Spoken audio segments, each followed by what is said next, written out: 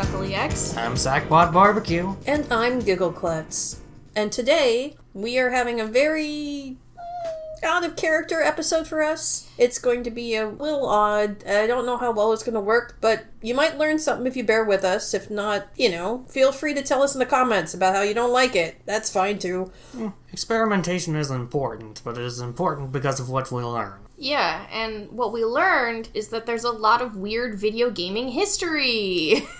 That's what we've learned so far. We're still in the midst of the experiment. So this episode is going to be partially scripted, partially off-the-cuff, prepared discussion, and we'll see how it all goes. Please bear with us. Anyway, this is Roger Ebert's Mess, and here we go. V0.5. Clever title. In the summer of 2022, COVID finally caught up with us. We each spent about 3 weeks in bed, contemplating our mortality. Knowing I would not be going anywhere or doing anything consequential for a while, I hit the Steam sale. There is always a Steam sale. On the list was a game that got recommended to me all the time. From Steam, not my friends. It looked visually stunning, full of color and life. A game with mixed reviews and a description that was very odd. I decided, hey, why not? I'm pretty odd myself. Let's give this a shot. So I bought The Witness. This episode is not actually about the game, but will contain some spoilers for it. I would contend that exploring the game, The Witness, for yourself afterward may actually be enriched by this discussion or context, rather than hindered. Feel free to disagree, though. As I played, I wanted to know more about the game. I fell down a rabbit hole, partially influenced by fever fog.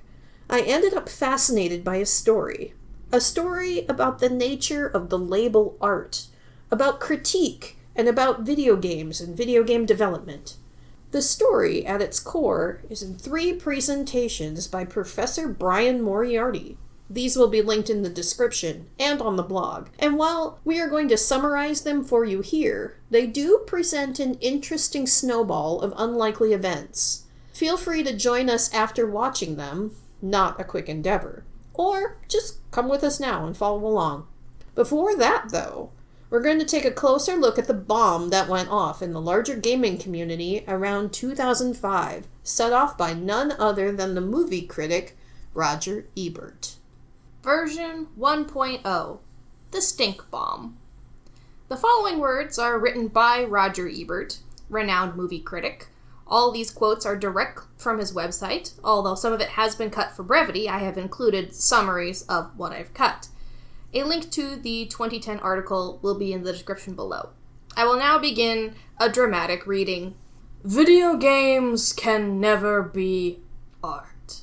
Having once made the statement above, I have declined all opportunities to enlarge upon it or defend it.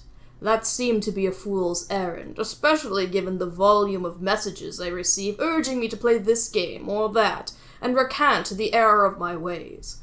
Nevertheless, I remain convinced that in principle, video games cannot be art. Perhaps it is foolish of me to say never, because never, as Rick Wakeman informs us, is a long, long time. Let me just say that no video gamer now living will survive long enough to experience the medium as an art form. I was urged by a reader to consider a TED Talk given by Kelly Santiago, a designer and producer of video games. I did so. I warmed to Santiago immediately. She is bright, confident, persuasive, but she is mistaken. And cutting in here, Roger Ebert then breaks down how the definition of art as it stood in the year 2010 did not have a definition which encompassed anything relating to a game, aside from perhaps the rage he felt at chess. In contrast, Kelly's comparisons to video games as a medium show them still being early in their development, and they relate to deliberate expression of emotion upon the artist or the viewer.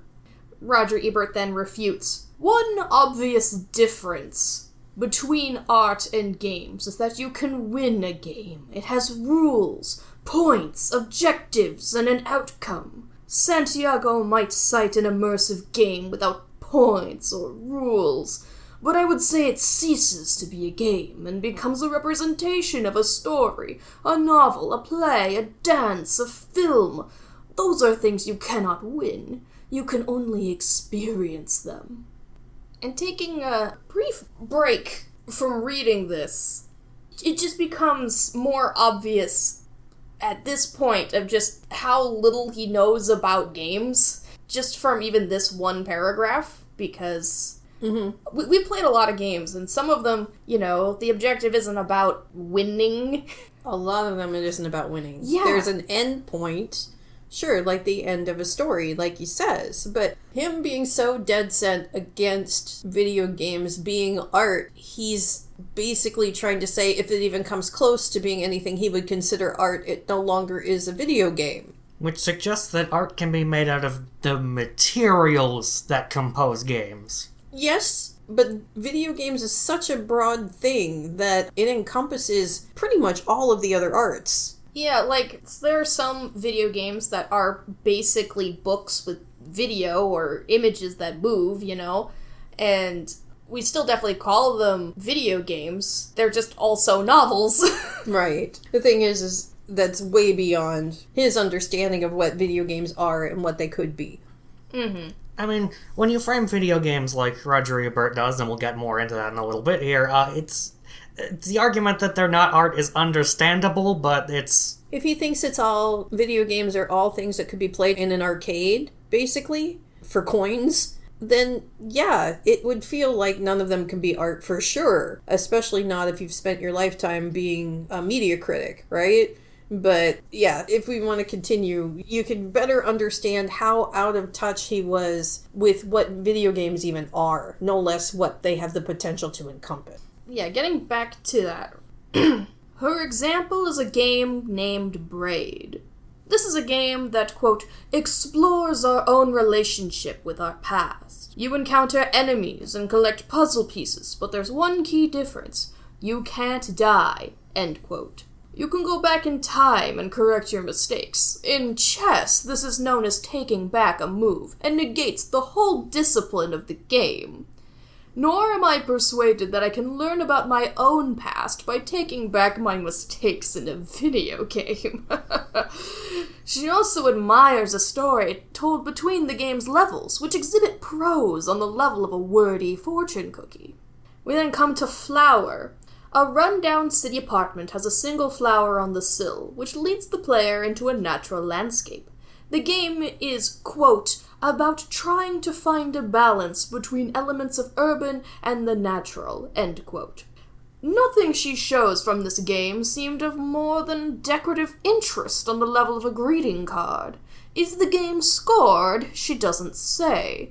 Do you win if you're the first to find the balance between the urban and the natural?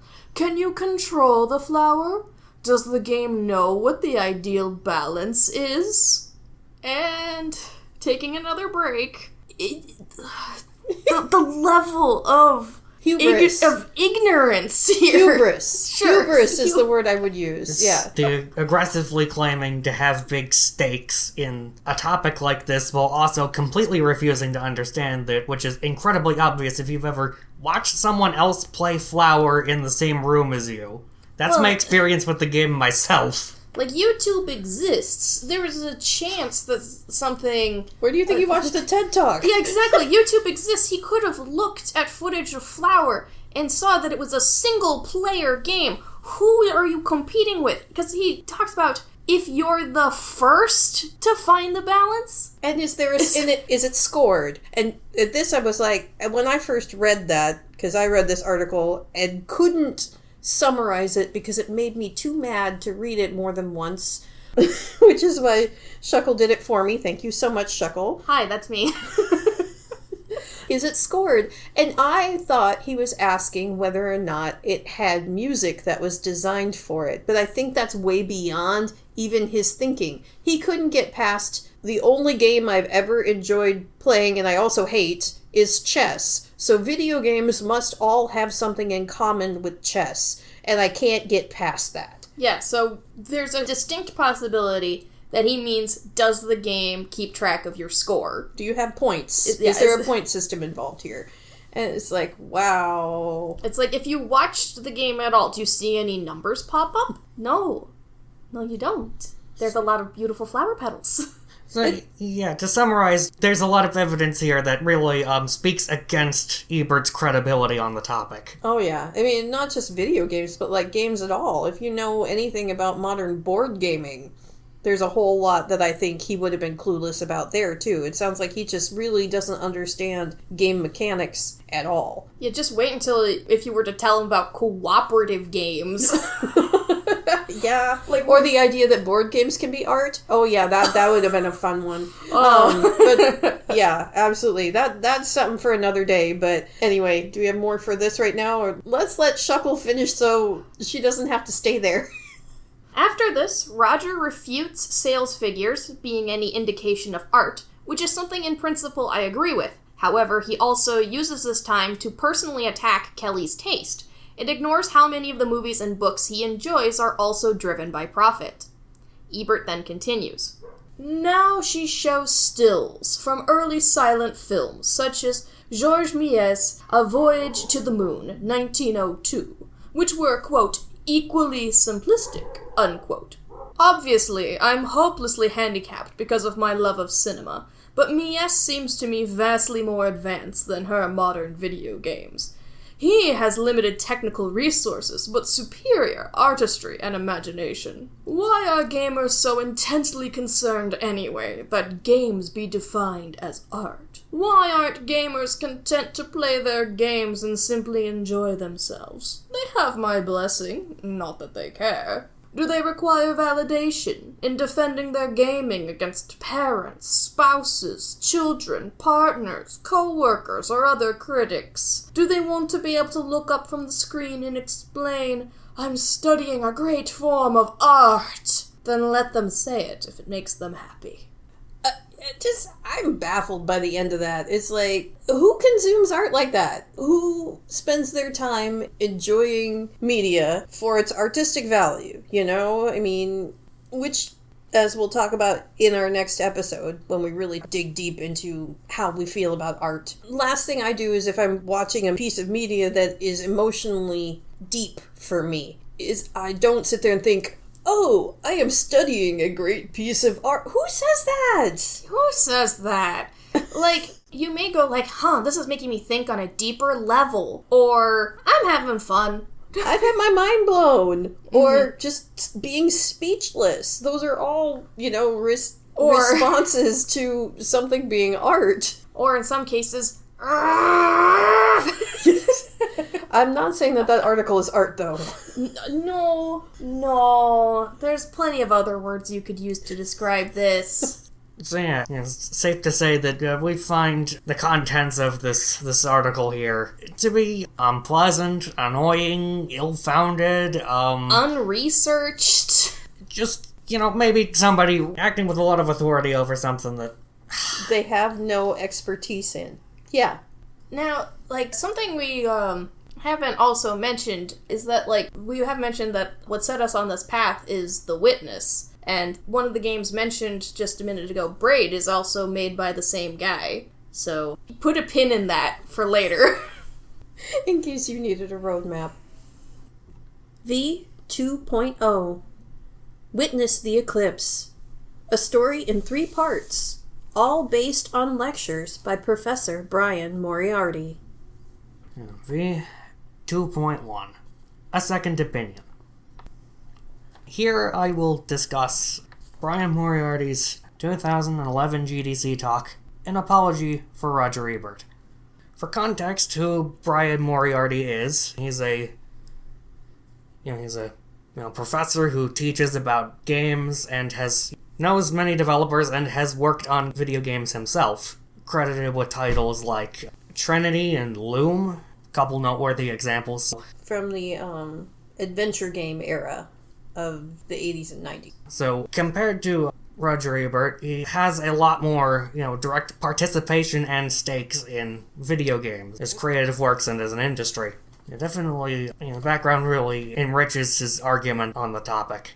To give an overview, Moriarty outlines the conflict and, particularly, surrounding the statements of Roger Ebert, dating from his, initial comments in 2005 and his strongly worded reiteration we've already heard in 2010. Ultimately, not only seeks to discuss those topics, but go along with the train of thought, provide some arguments, and ultimately conclude that Ebert does genuinely have a point. To break that down, I'm going to be reciting these in an order I believe doesn't follow the same structure as the lecture itself, so I don't know if that's wrong or whatever. I don't know, just shoot me a comment and you'll get at least 2 to 3% heartfelt oh darn from yours truly.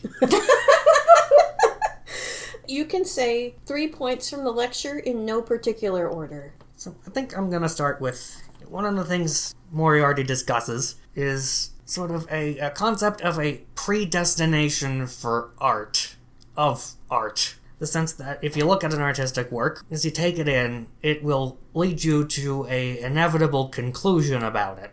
And he uses a painting as his example, correct? Yes. It's Chess Players by James Northcote. Breaks down his interpretation of the painting. I think one of the keynotes as to why I have skepticism about this predestination idea is simply that, one of the points he focuses on is one of the figures in it, this person dressed in bright yellow clothing, is pointing his hand to something out of the reach of the painting, outside of the scene. But when I look at this person's hand, seems that they may not be pointing at all. It's merely just that most of their fingers are obscured. So immediately, when this comes into debate, the idea of art having a specific predetermined destination seems a little sketchy.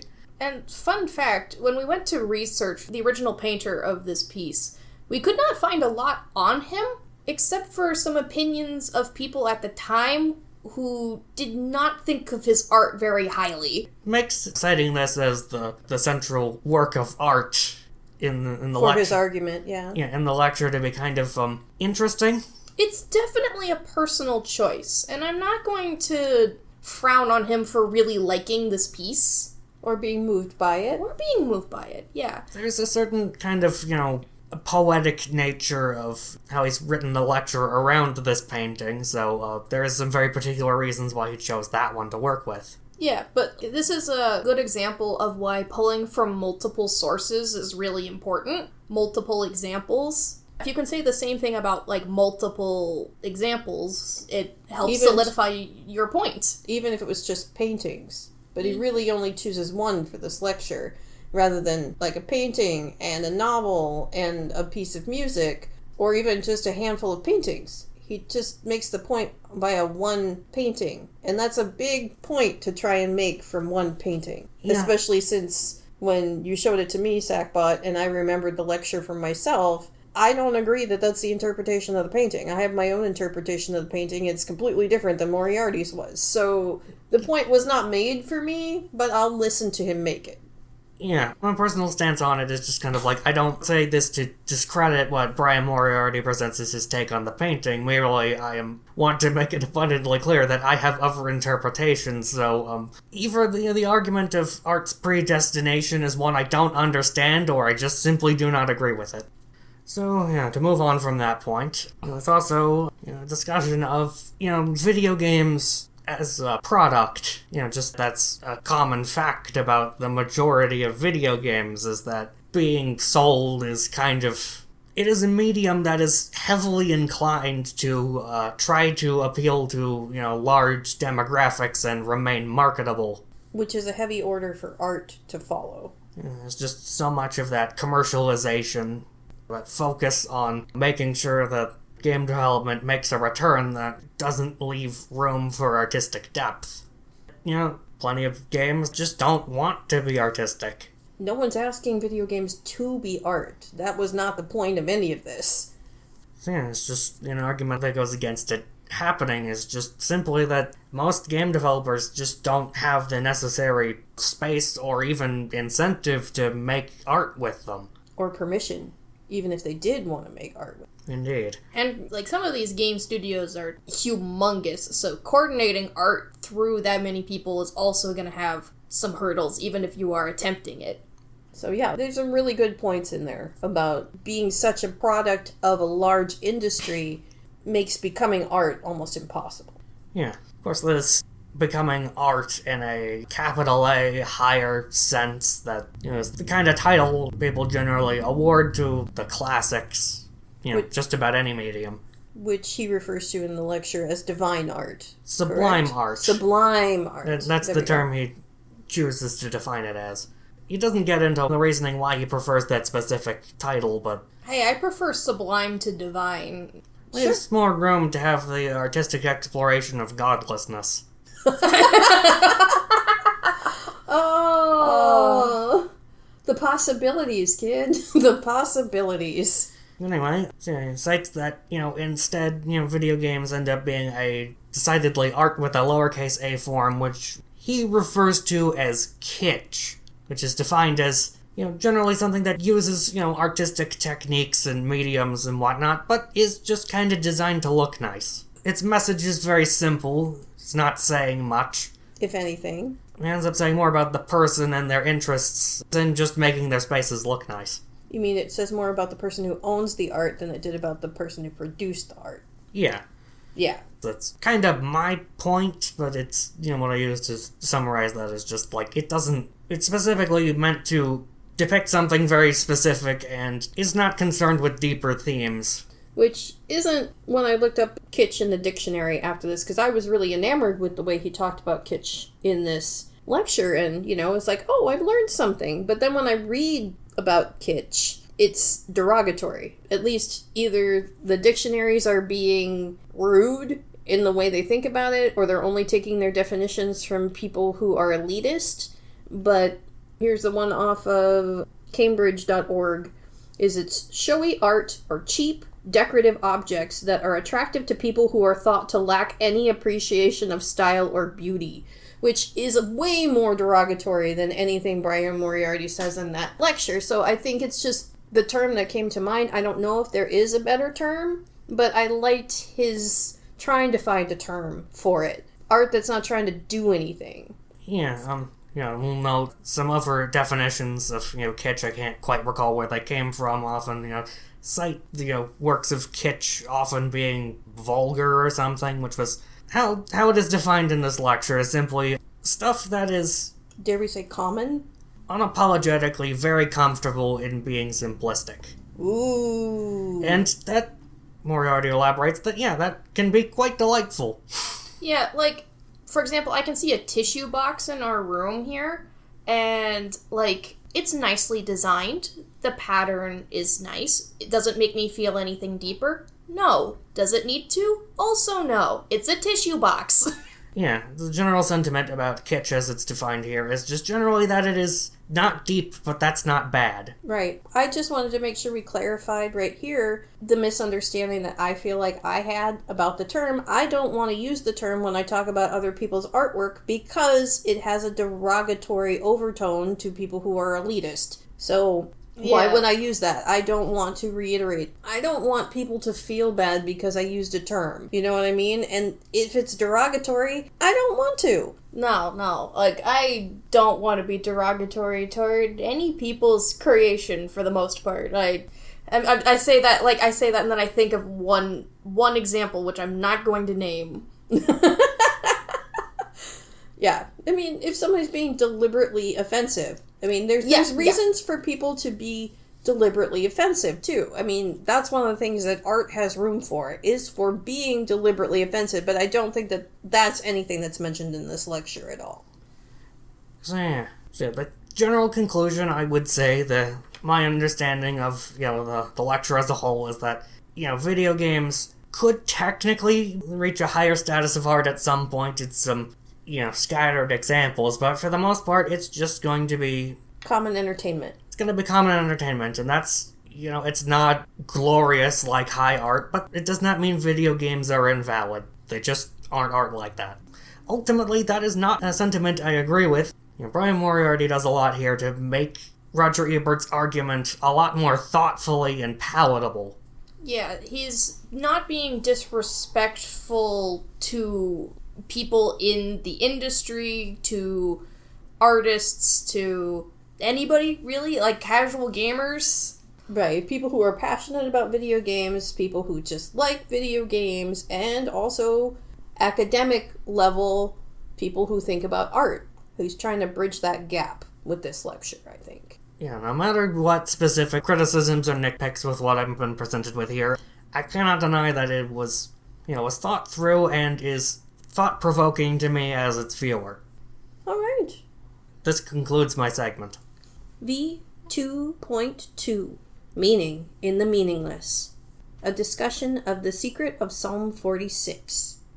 If you've ever explored the world of the witness, then you will probably know why this is here. If not, just enjoy the ride and know it's going somewhere. The secret of Psalm 46 is a lecture that was given to the GDC in 2022, predating the Ebert bomb by a scant few years. The talk begins with Moriarty lamenting that he hopes someday to see a total eclipse of the sun. And this close to an hour-long meandering tale has many places it visits. It starts in Moriarty's first job after college, visits England in 1979, spends time with the students of Bach, and ends up on the edge of madness that numerology can bring, only to wrap around again and end up in England at Shakespeare's grave. The TLDW. Human pattern recognition may lead you astray. This can be fun, and it can also be madness. There are some things that will always remain unknowable. Or, artists can hide meaning and secrets in their work, but not all apparent hidden messages lead anywhere. I enjoyed this talk the first time I listened to it, but I enjoyed it less and less with each revisit. I think that might just be a personal thing. Some people really seem to love it. In the blog, I have a list of links for more information about a book called Masquerade, and Kit Williams, its author, which is a fun rabbit hole that I fell into because of this lecture. Well, I want to tell the audience the quick rundown of the story of Masquerade. It is quite the tale. So there was an artist who was approached by a publishing company to make a children's book. And he decided that he was going to make a children's book that was also a treasure hunt. And he made an amulet out of solid gold that he buried somewhere in England and left clues in the book to find the amulet. And there's a whole big hubbub about it, and it ended up being the best-selling children's book of all time at that time, only to be surpassed by Harry Potter in 1997. So I mean, it was a really big deal. And the puzzle was so complicated, it took people 3 years to solve it. And in the end, the people who solved the puzzle were not the people to find the rabbit. The rabbit was actually found by social engineering. Somebody pestered Kit's ex-girlfriend for ideas about where he might have hidden it. And she had a guess, and she was right, and the person who listened to her actually became the person to possess the rabbit. And then it disappeared into obscurity after being sold at auction, only to reappear just in time for an exhibit that he had at the 30th anniversary of Masquerade. And all that's chronicled in a BBC interview that I'm going to link in the description and in the blog. It's a fun thing, but viewer discretion. Not the children's book, but his other artwork does contain nudity, and if that's a problem for you, then, maybe skip that one. You guys have any thoughts about The Secret of Psalm 46? I remember watching it, and as I'm watching it, I remember feeling like this is really, really slow and boring. Why is my mom showing me this stuff? This is a couple days after we listened to the previous lecture that Sackbot covered. And, I didn't agree with that lecture at the time either. So it's just, another lecture by the same guy. What is happening? So yeah, yes, dear listener, I subjected my children with less detail and commentary to the same things I'm subjecting you to, okay? They were dumped in the deep end, and you get guides through your course. And this is only going to take, 45 minutes probably? And together this was about 3 hours of sitting still and listening to lectures from my kids here, so... Yeah, when I was, being exposed to it for the first and still currently only time, I was very interested to see where all this was going, both the presentation itself and What was my mother planning when she showed this to me? Where was this thread going to lead me? Yeah, your mom be like that. Yeah. Alright, so this is kind of filler in the middle. It's set up for the next bit. Which is version 2.3. How bromantic! Aww. Yeah, so this is a summary of the lecture I Saw What I Did There by Brian Moriarty at Adventure X. The link to the 2018 lecture is in the description, alongside all the other lectures. Have you looked in the description yet? There's a lot of cool stuff in the description. I know, because I fill it out every single time. Alright, so, Brian Moriarty was going through a rough time when he met Jonathan Blow for the purposes of playing Braid. Okay, I didn't originally put this in here, but I want to note that Brian talking about going through a rough time includes quitting the AAA gaming industry after creating an Alvin and the Chipmunks shovelware, and that just is endlessly amusing to me.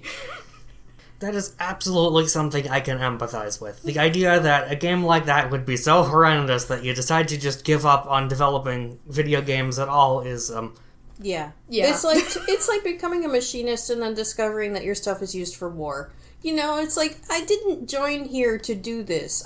This is not what I want to be a part of. doesn't even need to be so horrifying as to be made for war. It's like if you just find out all the things you're making are immediately going right out of the factory into a trash can. Oh, yeah, that too. Eek. Yeah, I think the thing that he had an issue with was listening to the same squeaky-voiced song 80 times to make sure it actually worked. I bet it still haunts his dreams. I'm so sorry, Mr. Moriarty. Nobody deserves that. Nobody deserves that, no. I've been subjected to the same song over and over again in a few instances, and the idea that working on that would be my job sounds absolutely horrifying. Now just imagine the parents of the children who got the game. Not as bad. just does not compare to doing that for your job. Nope, does not compare at all. You supposedly love the little thing you're doing that with, you know? So yeah, anyway, my condolences. Please continue. He realizes during this time that Blow had reached out to him on purpose, as both Braid and a project Moriarty worked on, Trinity, touched on some of the same topics and time-traveling away mistakes. However, Moriarty made jokes about how Blow had locked away the end of the game through physically difficult challenges, which is something he could not access. He did not beat Braid. Very early in the conceptualization of The Witness, Jonathan Blow reached out to Moriarty, asking if he could hide the secret of Psalm 46 in his upcoming project.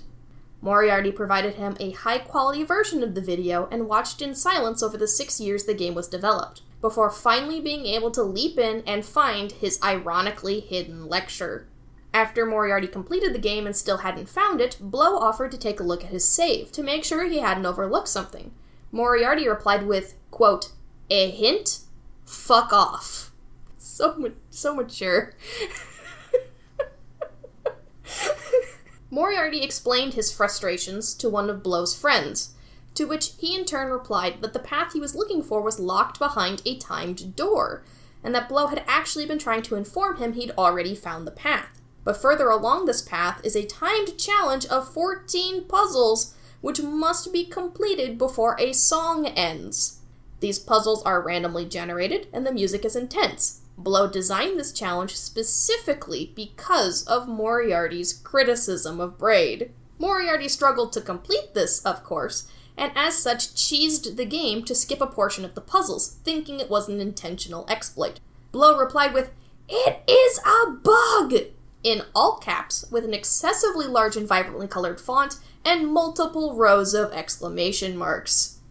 When Blow patched this, he also changed the music to suit Moriarty's tastes a bit better, but it was 30 seconds shorter, and the subject line of this email was F/U, returning the favor. Moriarty was finally able to complete it in the intended way after RNG went easy on him. His students, of course, all managed to get to his lecture before him. He finishes this current lecture with the fact that Blow had included a nod to Trinity in the game's secret ending, and that Moriarty had finally gotten to see a total solar eclipse alongside Jonathan Blow. So I wouldn't say unlikely, but a friendship developed around the very criticisms that we were moved to talk about today. And, and just the way that, I don't know. Like, he doesn't explicitly say that he's changed his mind about if video games can be art in this lecture, but through the sheer passion and desperation of trying to find his lecture, I think he gets it now. I think he's changed his mind. That was the impression I got when I listened to it. And if you only listen to one of any of the things that we post here, this is the one I would suggest you listen to, especially if you've already played The Witness and you love it or you hate it, because I think it's the most fun. Yeah, I laughed out loud watching this. Yeah, I want to say that Moriarty's a very good speaker. He is. Yes. But yeah, like, I think it kind of speaks a little bit that in order to get somebody to see art, it has to be personal, right? So what's more personal than making a personal hell, like a literally personalized hell in your video game? There are days when I'm really glad that I have never gotten into development. It's like, I would rather be a consumer of video games, a commentator, an analyzer of them, rather than making them, because I don't know if I could handle being around people who behave this way all the time. Yeah. Regardless of what Jonathan Blow has created, I could see being exhausted. Yeah. If I was close. But who knows? I don't actually know him. So anything else left on I See What I Did There? Oh, it's just, nice to see after the other two lectures. Just, there's a lot of humanizing elements about this one. Yeah. You're reminded that games are made by people. And people have strengths and weaknesses and are, I won't say well-rounded, because what does that mean? They all have things that make us grumble-worthy and things that should be celebrated, right? The fact that this is going on with our lovely neighbor's footsteps, I think, hammers the point home pretty nicely. And with that, V 3.0, Mopping the Mess. Roger Ebert's mess, the terrible legacy of doubt he dropped into a community he demanded to be separate from. He never played a video game in his life, and he's dead now, so he never will. He was wrong. Video games are a valid and powerful art medium. Period. Not all video games are art. Most are not trying to be, and that is reasonable and good. There is room in the world for play and entertainment and escape and meaning and art and expression and innumerable blends of all these. It makes me more sad than I can say to come back to these lectures and this criticism, to think of all the games we could have had if someone had just shut up, said video games are not for me, and sat down. Why be so awful? Who was that for? And that blog post is awful. If I try to read it, my blood boils, and I get mad at myself for letting the ghost of Roger Ebert troll me like that. He was wrong. Our next episode, in contrast, is a celebration of video games as art, talking about maybe not our favorite art games, and it's kind of ridiculous to think of almost any video game as just art, and our favorites will give their own episodes. I bet you thought we were going to talk about The Witness here. Nope. We'll probably give it its own episode too sometime, but not now. This collection around this argument, right here, today, obsessed me for over a year. It was a major contributing factor in creating this podcast. What? I'm grateful for the works that Ebert's criticism of the medium seems to have spurred. Like the Stanley Parable, Journey, and The Witness. No matter how I feel about a game, if I go into the reviews and I can see people talking about how this game touched something inside them, or changed the way they think, or changed how they feel in some way, I'm glad it exists. Gamers deserve access to deep art, and shallow art, and fun art too. I'm so grateful for the people who made art the whole time, no matter what some movie critic who refused to stay in his own lane had to say. So join us next episode, where we celebrate the possibilities and so many ways that art moves us. You guys have anything closing to say? I'm pretty sure what I'm bringing up next episode, but I'm not entirely sure, so I won't tell you here. And I'm not going to say just in case I change my mind, but we're each going to pick a game to talk about, and we're going to talk about things we've learned about art in our lives, so we can shine some light on things that people who don't have a lot of experience with art might not understand. The way we appreciated the communication about kitsch, for instance. Not necessarily using academic language, but recognizing some academic concepts, maybe. Talking about how video games have been used as a medium and moved each of us. We hope you look forward to it as much as we do. I'm really excited for next episode. Thank you so much for joining us. Feel free to rant or rave in the comments. We love every single comment that we get. Thank you so much for listening. This has been Collab Not Multiplayer. I'm Giggleklutz. I'm Honeyshuckleex. And I'm Sackbot Barbecue. Bye. Bye! Bye!